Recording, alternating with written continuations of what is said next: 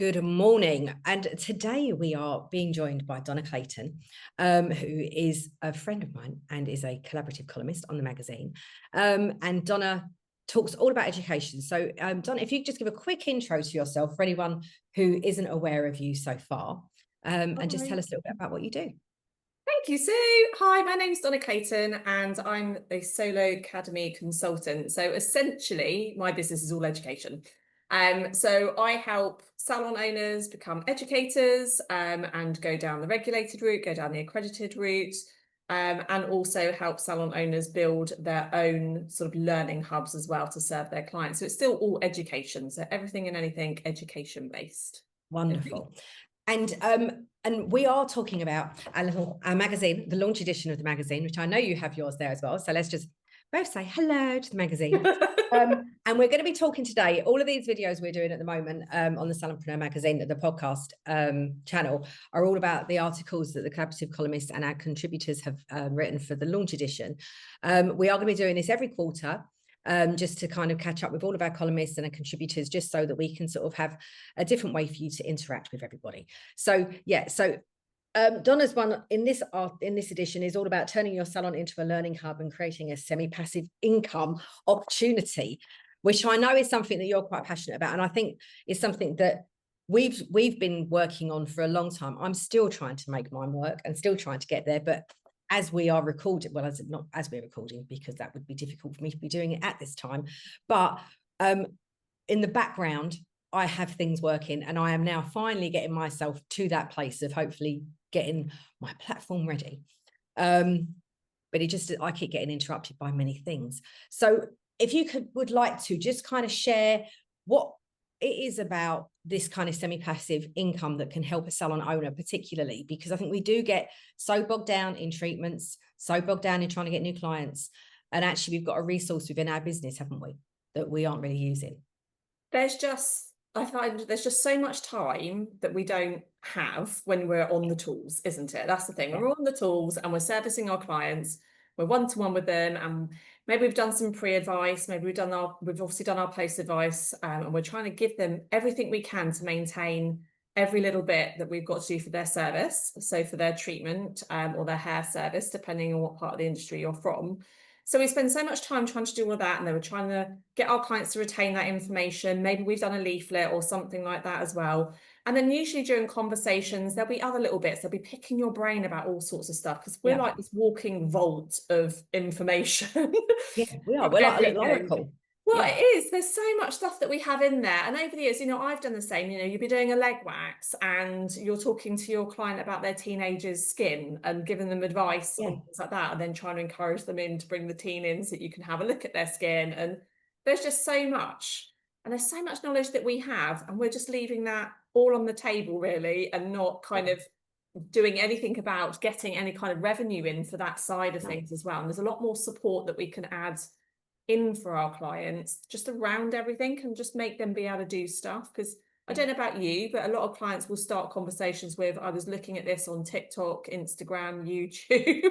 Yeah, but they do, don't they? And I think so many people in today's world want a quick fix, and we know with all of the wonderful stuff that's online now, which just keeps filtering through all of these conversations I'm having with people, is that, well, you can just go and ask AI. So the joy with all the AI is that people, of course, can find out anything, but whether or not they know, like, and trust the AI is where this all comes into play, isn't it? And being able to provide a service for your clients where they can basically have all of those questions that they ask during treatment in one place that comes from a trusted source is a really, really good bonus for them to have. Exactly. I just think, there's so much stuff that we could be doing to support our clients more as well. It doesn't have to be all constantly on us verbally. We can have a nice platform. I think the ideal solution really, and like the main effort, like I guess in my article, really is about having a platform attached to your website or something that's got like a power link over, where your clients can go and get some of this information for themselves. And yeah, it takes time to build something like this. And there's a lot in here that's got to go in that. So that will take time. And so there will be a little bit of time versus money on that. And I do believe that, it should be charged for, depending on how big you build this. And it could be like really quite big, or it could be very, very focused on a few kind of individual areas. And I would say start on something really small, but something that's been a bit more of a, I don't want to say a buzz topic so much, but I think it's talked about so much more, and particularly across all sectors of our industry, is things like menopause, for example. And I know that's on a very small specific client group, but it really wasn't talked about enough. And I feel like there's a lot more now that I see a lot of salons talking about it in their social media and things as well. And it's something like that. There's a lot of information that we can help our clients with. I mean, obviously, you can't add things that you don't know about. But if you want to do a whole skincare section or a hair care section and do things about hair loss and things like that, where it might just not, particularly hair loss, it's very difficult to have that conversation if you're not on a one-to-one basis in a salon. If you're not going to a solo and you're going to a large salon, sometimes that's very difficult because everybody can hear you next door. And so sometimes having some of that information or signposting as well, just so that you can spark those questions, but you can have some self-help, and then you can refer to your salon services a little bit more and do a bit of upselling as well. So you will benefit out of just that information.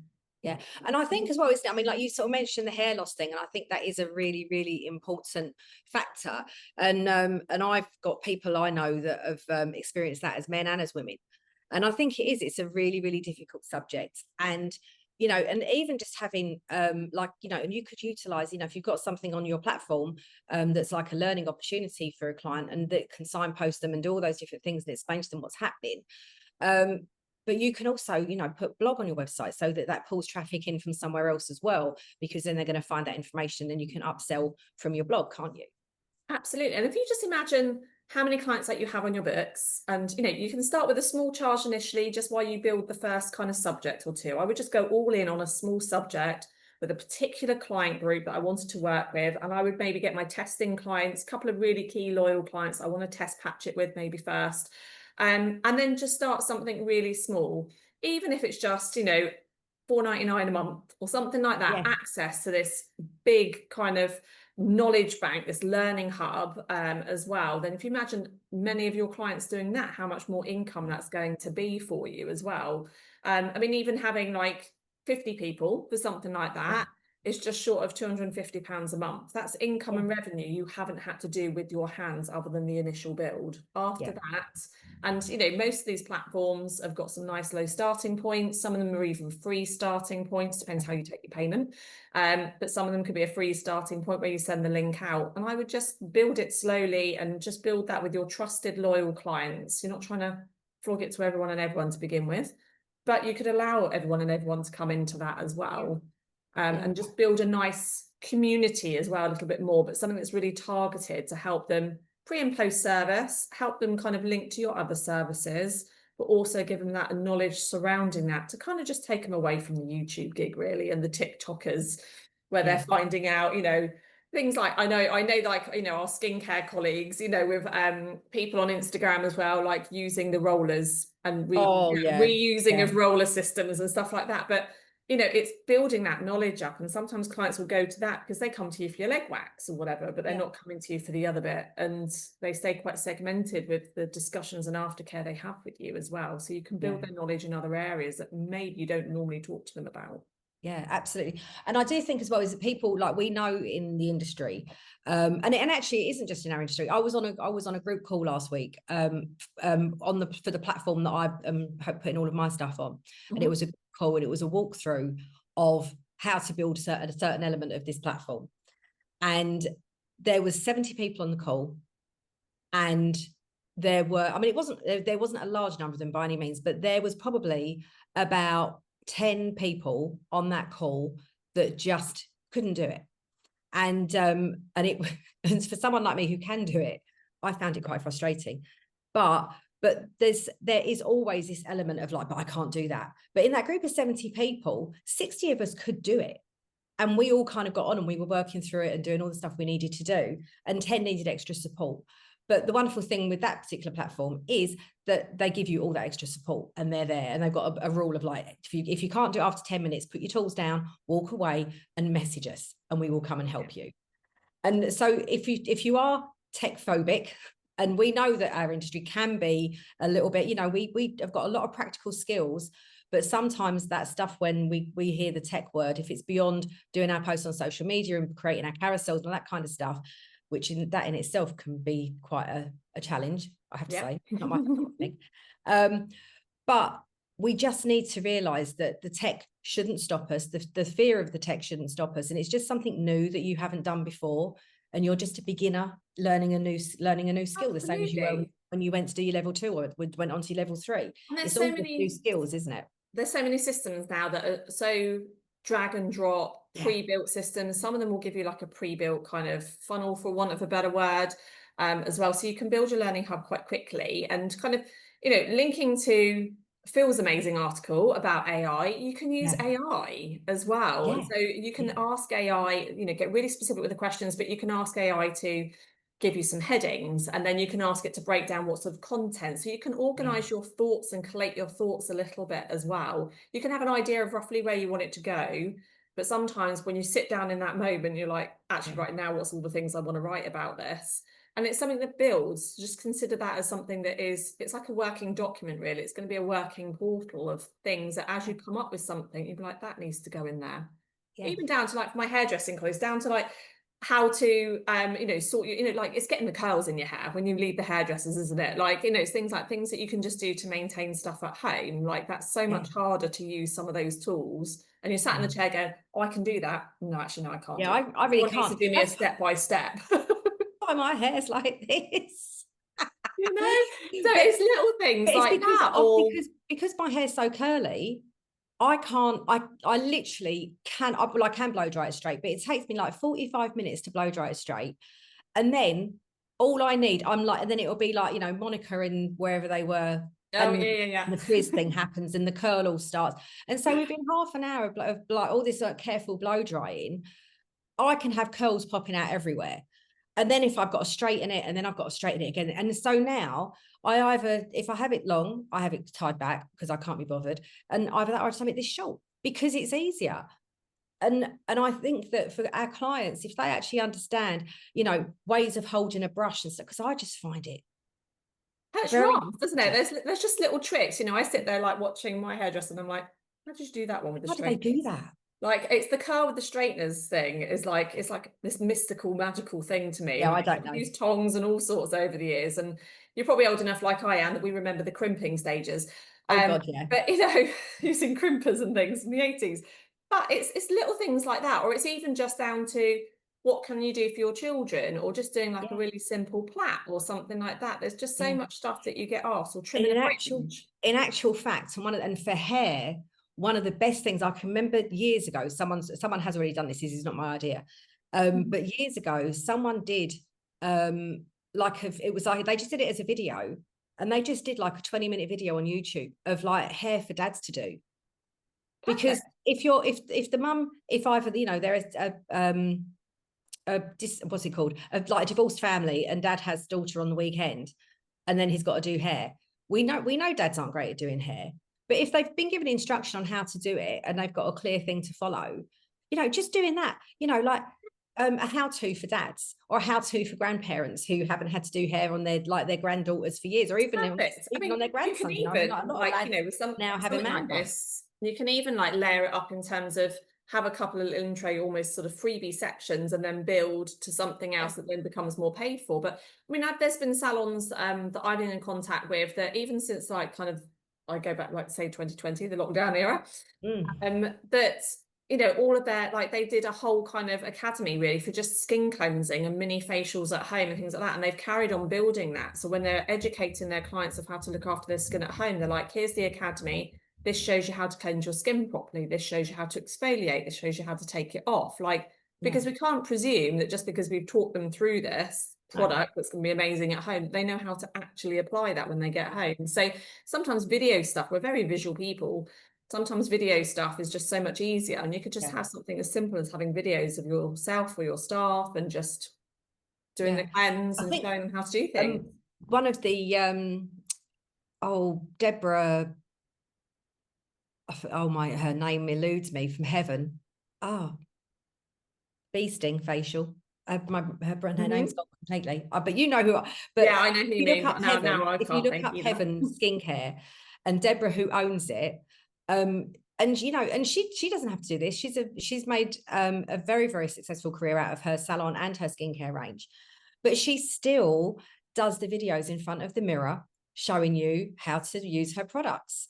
And it's really powerful. And I know when I was looking at her system years ago for my salon, and I was really, really impressed by the fact that she did that. And I know it brings up all of that. I've got to be visible, I've got to be on camera, and all of that other stuff that can come in with anxieties and confidence issues and imposter syndrome, which you just give me a shout and I can help you with that. But there's an awful lot that goes into these videos. And I think sometimes just like, you know, that whole sort of like step up from being on the salon floor and in our little treatment rooms and having to suddenly be on video can feel like quite a lot, can't it? It can, but do you know what? That's where AI is really coming in now, which is really cool because there's so much that's starting to develop now that I don't know if you've seen some of the stuff out there, but you can literally create versions of yourself, or you can just create, or you can just have an avatar, just any random avatar that it makes, and it will do the thing for you. Yeah. So, you know, once you kind of, you can always clone yourself basically now. I was watching I think it was Click or whatever it was that's on BBC the other morning, and they're literally showing like this guy who's literally cloned himself and given it instructions. And it can even now ask, you know, you can ask it questions and it will answer it for you in the way you would have asked it and things like that. So it's, you know, there's a lot of things that you can do as well. It doesn't have to all be type. It can be like video bits. And if you've got a team and you've got some younger like staff members that are quite up for it, they can do the demo and stuff. You can just guide your vision. But there's a lot that we can do. And that's kind of that first little step into educating a little bit more as well. Just having that like that kind of demo thing that you're going to have with your client. But the online platforms, I think, is definitely a way to go, like just a bigger community, a bigger support system, and just building more loyalty with your clients other than we're only going to communicate either just by my email marketing or just when you're sat in the chair in front of me as well. I do. And I think as well, it just gives you the opportunities. I mean, where you're saying about the AI thing and about the cloning yourself. And I know Teresa Fodderin, who writes for the magazine, she, oh goodness me, but it was quite a few months ago. And she put a video, she sent a video over to me of herself, and she had done this. And there was Teresa speaking in this like American accent. I mean, it was surreal. But she'd literally uploaded a video, a photograph of herself. I think she might have had to do like a 30-second video, you know, like you do when security things where you have to do that around your face. Do all your mannerisms. So it kind of, so she'd had to upload some kind of imagery, and then she had to do like a 30-second speech that gave her a load of things to say, which obviously goes through all of the different kind of phonetic sounds that you're going to make. And it literally, and then you can just put whatever accent you want on it. You can make yourself speak Spanish. And one of the things that Phil was saying is that he was trying to translate something he was doing, and I think he ended up speaking Mandarin or something. I mean, it is just peculiar what you can do. Amazing. But again, but if you start doing that, you've got to check context and that the language is correct, because we don't want to be saying things in the wrong way. But there's so many opportunities, and I think this is one of the ways that we can really embrace AI in the industry and just make it do some work for us. It can be a support tool to help you build something like this. But I'm all for the learning hub. I'm all about bits like building those foundational things in the salon and just having that nice sort of stepping stone, particularly into the educational kind of path. For me, that's that kind of foundation kind of level of wanting to share knowledge, and it just gets you in that flow, ready for kind of, you know, if you want to then go down more of that teaching kind of route as well. It just, you're already doing some of that, so you're kind of putting that into practice a bit more. And I think as well, and it's probably a lot, you know, some of this stuff, although, you know, sometimes being on video can feel quite intimidating for some people. If you are wanting to go down the education route, like you say, it really does help you just kind of start just taking those first few steps, getting used to talking to people about how to, because I think that's quite a big step up, isn't it? Is that we know how to. And I can remember when I did my teacher training, one of the first things we had to do was we were tasked with explaining to an alien how to do their shoelaces up. But, you know, and you have to assume that the alien knows nothing. They've just landed from whatever planet onto our planet, and they don't know what a lace is. They don't know what a shoe is. They don't know what your fingers are. And trying to explain to someone that has no knowledge takes your understanding to a really different place as well, doesn't it? I think. Absolutely. And I think it's funny, my husband's about to start some first learning he's done for probably over 40 years. And so I've been trying to explain to him, like, he really needs to sort of like get his head round how this is going to work. And he's started reading all of his pre-course materials, and he's doing what I used to do. And he keeps telling me all about it, which I am so not interested in oil boilers, but I'm just letting, okay, that's fine. That's really interesting. And I will learn a lot about oil boilers because I think, much like many of us, you need that process of saying what you're learning and saying what you know actually just reinforces it on such a different level, because you're just telling your mind in a different way that it needs to retain this information. Yeah, like I say, that just that sharing of that information and just that little bit more detail, and then just thinking about it in more steps and order and things like that, rather than when it comes up when you're doing treatments and things like that as well. So yeah, I just think for me, it's just like one of those things now that you can just add a little bit more semi-passive income and start charging for some of your knowledge as well when you're not one-on-one as well. This is it. And I think if you've got a website, so if we just have a quick run through of how the actual logistics of how you can attach this to your business. Yes. So if you've got a business website, then you'll be able to, it depends what you've got, because obviously, like if you've got a WordPress, you've got a plugin, you don't have to have a chat with your developer unless you've been doing it yourself. So you can have a plugin. You're basically looking for basically a course system. An online course platform is really the best kind of, and the quickest kind of route to do learning it. management system.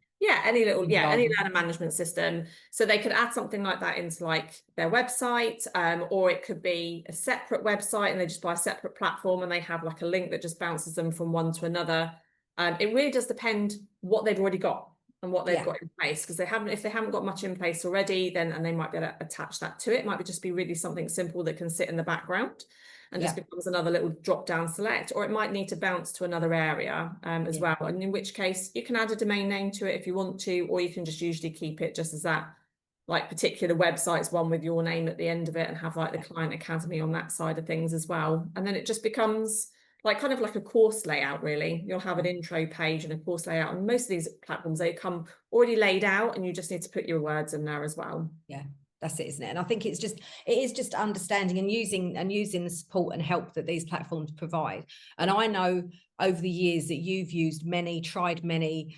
I mean, I know some points when we've been talking about it, and the knowledge of the different systems in your head. I mean, I know quite a few of them from my time sort of trying to build a learning management system.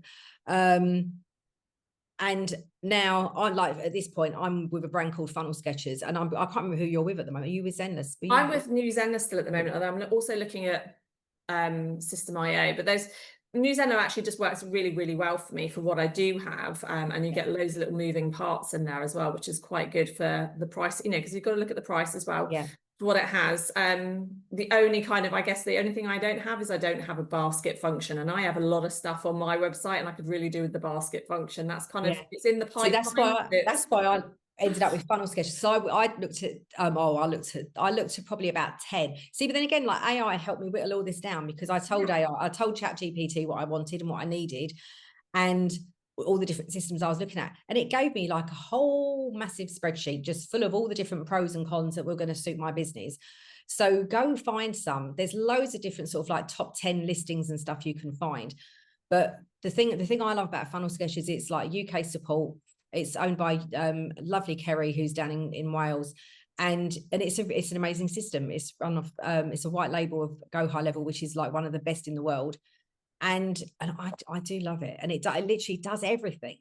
You can run your calendars from it. You can take bookings on it, which I wouldn't recommend for like a salon booking software. But if you're booking consultations and stuff like that, it's really good. It does social media planning. It does all of your email marketing and stuff like that. It does everything. And I know like New Zealand does a lot of that stuff as well. But it does, but I think it just depends really, like what you've already got in place then becomes like, what is my want list? Because if you've got a lot of stuff like very similar to a CRM system already in place with your website, and you're quite sophisticated in that way in your salon, then you probably only need a small little plugin for this last little function. If you don't have any of that, and you do then need those kind of things, then you can get that from it as well. So it just depends. I think it's just a case, isn't it? Looking out there and seeing what ticks your box, what boxes you have that need to be ticked, And because there is so many, isn't there? I mean, there's like we just said, like funnel sketches in New Zealand that we use, and then there's system.io, which I was very, very tempted by, and I know a few people that use Podia.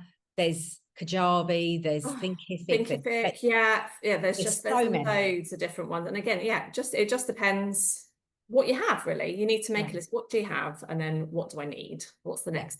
And how sophisticated you want to make it as well, because you can keep it doesn't so have to be simple. complicated. It could be the simplest. I do think the platforms are better, because if you just stick it in a Google Drive, it's going to get a bit messy and things like that. But you can just keep it super simple, super basic. You can do fancy things later. Just getting started is the big deal. Absolutely. Well, thank you so much for joining me today, Donna. Pleasure. I think we covered just about everything we could in a short period of time. We did well. Yeah. So what are you going to be writing about next time? Do you know, have you worked it out yet? Do you know, I didn't know. Actually, next time I'm actually going to talk about the teaching qualifications, because it's something that comes up a lot, and we've had some changes in the teaching qualifications. We've got some big changes coming in the aesthetics area. That discussion's happening again, and we're still having people wanting to come into teaching, particularly in those areas. And it's thinking about which course is going to suit you better for your future plans as well, because some of that stuff has a bearing on what you're going to be teaching and how that's going to be regulated later. So I'm going to be wrapping up kind of the teaching qualifications, where's your starting point, and to help unpick some of that as well, because there's a lot of misinformation out there as well, particularly about the sort of introductory kind of level. Yes, indeed. We know that too well. So we look forward to having a chat with you about that in October, November. And in the meantime, thank you so much for coming on and sharing your article with us. Pleasure. Thank you for having me.